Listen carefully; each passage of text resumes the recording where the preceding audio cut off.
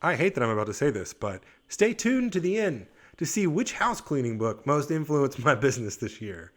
Or you can just click the link in the comments to skip ahead in the timeline. Anyway, have you ever heard a story, watched a movie, read a book that in the moment you were like, sure, this is great, but then you can't stop thinking about it? Like, it influences the rest of your life. And even if you weren't sure it was like the greatest thing you've ever seen in the moment, like 2012's The Paperboy, starring Matthew McConaughey and Zac Efron and David Oyelowo. Who else was in that? Nicole Kidman. Is it a good movie? I don't know. I don't think it is actually, but I think about it so much that it really doesn't matter, right?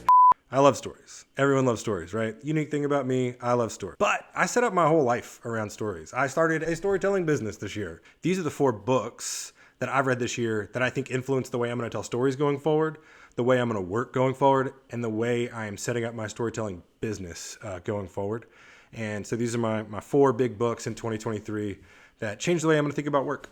So look, some of these are business books. Yes, we're going to talk about deep work, but also we're going to talk about how to keep house while drowning, which is what it sounds like. It is a house cleaning book about how to clean house while struggling with mental health issues. Hi, I'm JB. Let's get started. Here are the books that most influenced my business this year. This is Rising Strong by Brené Brown. Saint Brené, as my wife and I call her, and I feel like we stole that from someone probably. So it's about the reckoning, the rumble, the revolution. Honestly, I'm thinking about it right now. I used to record videos for people for their businesses. That's fun. I got paid to do it. It wasn't weird because they were like, here's money, go do this thing. And now I'm doing it for myself, which feels less cool. It feels weird and dumb.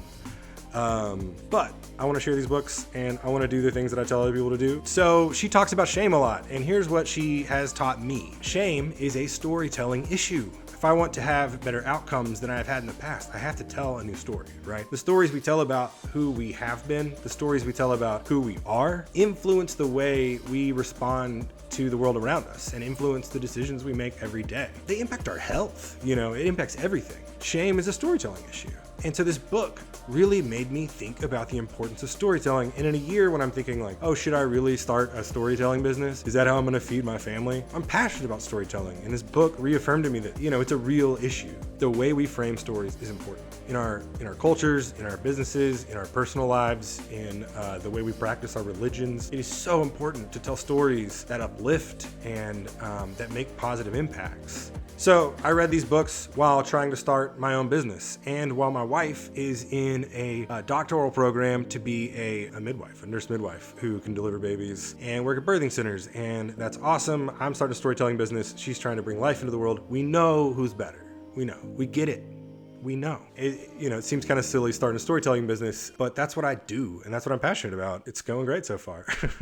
But this book helped me out a lot because in sort of trying to go out on your own, there's a lot of shame. We tell ourselves these stories about who we are. We're not good enough. We can't do it. Someone else can do it better. But the way we frame our stories changes the way we make decisions. It changes the way we react to the world around us. And so this book really helped me realize that there was so much shame in my own story, right? Even just like little sort of microaggressions against myself in the way I thought about my work and my capabilities and my self-worth. And they're being proven wrong time and again, these shameful stories. As she calls them sometimes, I think she quotes Annie Lamott saying, shitty first drafts, right? But it's important to share those shitty first drafts because then we can see the story we're telling. We can see if it's true or not, if it even jives with the real world. And then we can change the stories we tell so that we can interact with the world sort of in a better, more open-minded way. Just from a business perspective, showing up open-minded and being easy to work with. Like I've made more money doing that than not, right? And so just addressing those stories of shame that I tell myself and that we all tell ourselves has changed the way I approach doing business. And like it's profitable just from a business perspective. All right, now we're going to talk about Essentialism by McKeown. McKeown?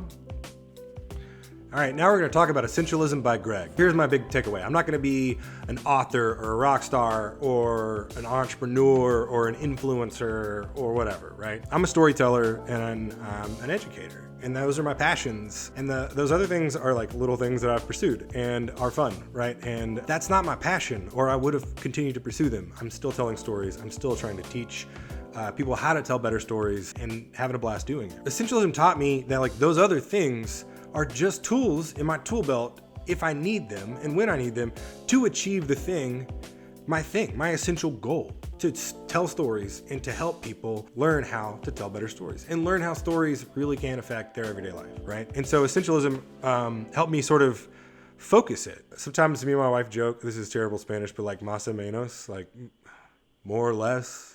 Is that how it goes? So the subtitle is The Disciplined Pursuit of Less. And the argument is basically like less is more, which is an old adage for a reason.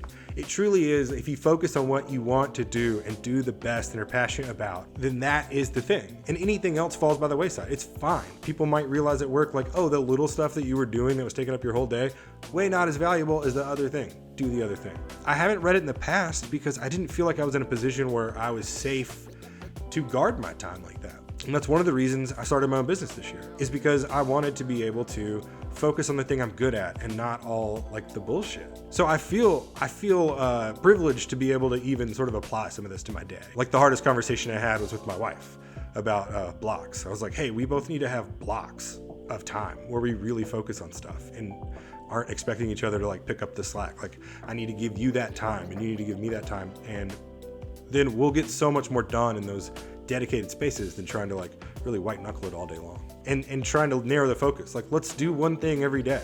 Then we're not going to be burnt out by Thursday and like just flailing through the weekend. So anyway, Essentialism, Greg, McKeown. So anyway, thanks, Greg. Cal Newman's Deep Work reminded me of the 1897 work of fiction by Bram Stoker, Dracula. I remember getting to the end of Dracula. I was on a run in the woods. It was spooky. And I remember thinking like, why didn't anyone tell me how good this book is? And then I was like, they did, you dummy. It's Dracula. It's a classic.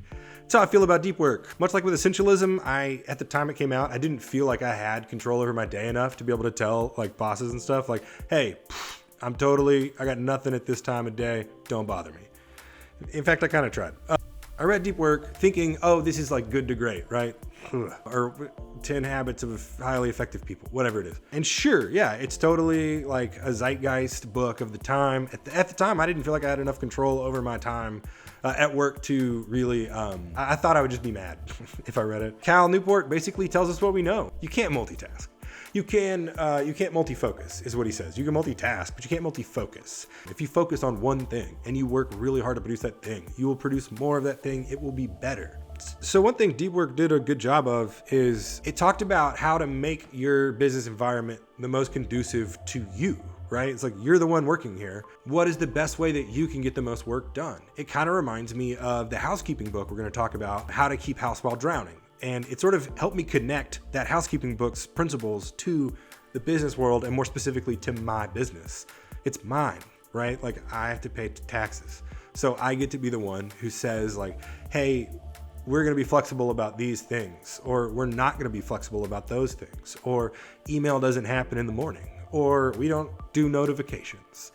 It's my business, right? But it also argues that we should create spaces where other people feel free to work the best that they can work, right? And in those moments where we have to work together in these incorporated collaborative moments, then we can compromise. You know, just because something works great for us, or because we're trying to fully optimize something for us, doesn't mean that that's going to be great, the best for the people we work with. I don't know. It's been something I've talked about in my classroom a lot this semester. It's like, if we don't create more equitable spaces, we will lose employees, we will lose partners. You know, we won't get as good of work done. The quality of work will be less. And so this sort of like always up and to the right culture we live in, which on camera I guess would be always up and to the right culture we live in, just doesn't accommodate these like spaces of retreat or of focus or different, you know, sort of like different paces of work with the trust, you know, that things will continue to improve or maintain. It's this sort of like shareholder return economy. And I don't know. I don't think it's necessarily great for quality, right? It's been fine for quantity, but is that what we're looking for? Anyway, in case you haven't had it recommended to you before, Deep Work, Cal Newport, really changed the way I think about not just the way I work, but the way I work with others and the way I'm going to teach my students to work. Finally, here it is. I've promised it throughout. The book that I think most influenced how I'm going to do business this year is this house cleaning book by Casey Davis called How to Keep House While Drowning. Look how beautiful It is. It's really thoughtfully designed for people who aren't great readers or who don't have a ton of time, which is the target audience. It's sort of choose your own adventure. She sort of gives a shortcut through the book for folks who are tight on time or, who aren't, don't consider themselves great readers, or don't like necessarily really enjoy it. It's super accessible. The text is super accessible. People, with different reading ability can definitely crack this open and get a lot from it. There's also some really sweet, fun illustrations throughout.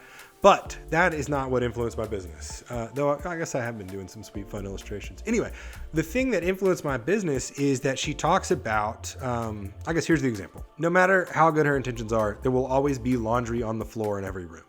Like, she has a big family, she has kids, there's going to be socks, there's going to be shoes, there's going to be pants, there's going to be shirts, just on the floor in different rooms. That's what happens. I got kids. There's laundry on the floor in every room of my house. Instead of like trying to be the perfect like housekeeper and make sure all that laundry gets back to the laundry basket in the hamper or whatever, she just puts a laundry basket in every room. And it's like the laundry goes in there. She didn't make herself try to fit someone else's idea of what a laundry should be. She made laundry functional for her. Not only is she like now cleaning the laundry more often, and she made her space function for her. So like she just changed the function and now it works better for her and helps her achieve like that sort of common goal we all have, clean clothes. Anyway, her big argument is like care tasks are morally neutral. Like if you don't achieve a care task, that doesn't make you a bad person. Anyway, How to Keep House While Drowning. So the subtitle is A Gentle Approach to Cleaning and Organizing. And it kind of builds on some of that Brené Brown. I actually quotes Brené Brown a lot. But this idea that even if you think that cleaning your house is a moral task, like shaming yourself is scientifically proven to not be an effective way to get a new outcome. But if you sort of change the perspective, right? Maybe it's not a moral task, right? Then you can also figure out what works best for you. So it's not about being good or bad. It's about like achieving the best for me and those involved. The same is true for social media and emails and message notifications and project management and like month-to-month workload. Like that's not moral. Just work it out to where it's functional for you. You know what the best part about like removing the shame layer from work, home, business, everything? Lower blood pressure, dude. And I can tell you that like before practicing the things outlined in these books and in Brené's previous books that I've read, my blood pressure was considerably higher than it is now. I've done a lot of other things, play ice hockey every week. That'll lower your blood pressure. Yeah, I mean, there's nothing wrong with being like pretty productive and pretty healthy. It's great. You don't have to optimize or hack your personal life. Says a guy who once started a project management system for my family.